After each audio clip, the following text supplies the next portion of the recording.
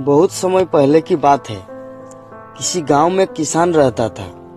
वो रोज भोर में उठकर दूर झरनों से स्वच्छ पानी लेने जाया करता था। इस काम के लिए वो अपने साथ 2 बड़े घड़े ले जाता था, जिन्हें वो डंडे में बांधकर अपने कंधे पर दोनों ओर लटका देता था। उनमें से एक घड़ा कहीं से फूटा हुआ था और दूसरा एकदम सही था।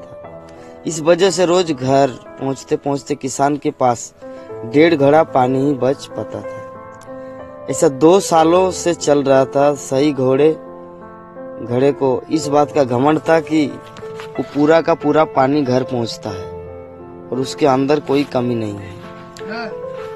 वही दूसरी तरफ फूटा घड़ा इस बात से शर्मिंदा रहता था कि वो आधा पानी ही घर तक पहुंचा पाता है और किसान की मेहनत बेकार चली जाती है। फूटा घड़ा ये सब सोचकर बहुत परेशान रहने लगा और एक दिन उससे रहा नहीं गया। उसने कहा, किसान से कहा, मैं खुद पर शर्मिंदा हूँ और आपसे क्षमा मांगना चाहता हूँ। क्यों? किसान ने पूछा। तुम किस बात से शर्मिंदा हो? शायद आप नहीं जानते, पर मैं एक जगह से फूटा हुआ हूँ और पिछले 2 सालों से मुझे जितना पानी घर पहुँचाना चाहिए था बस उसका आधा ही पहुँच पाया। मेरे अंदर ये बहुत बड़ी कमी है और इस वजह से आपकी मेहनत बर्बाद होती रही है। फूटे घड़े ने दुखी होते हुए उस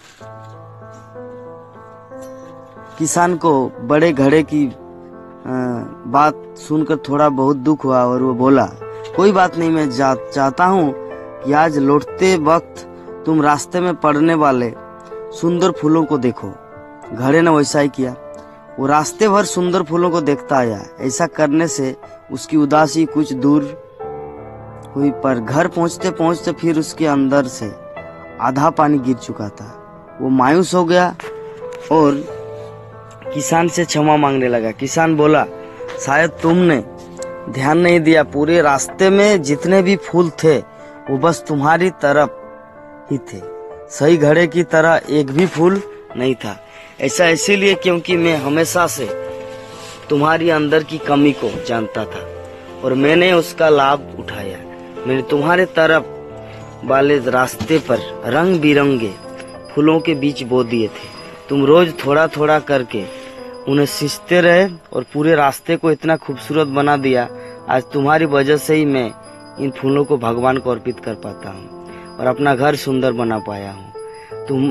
तुम ही सोचो, अगर तुम जैसे हो वैसे नहीं होते तो भला क्या मैं ये सब कुछ कर पाता।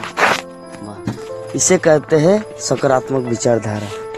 सकारात्मक विचारधारा में क्या होता है कि अगर किसी का नुकसान भी हो जाए तो अगर उनके लिए भगवान की सेवा, भगवान कृष्ण की सेवा हो जाती है तो वो सबसे बड़ी लाभ है।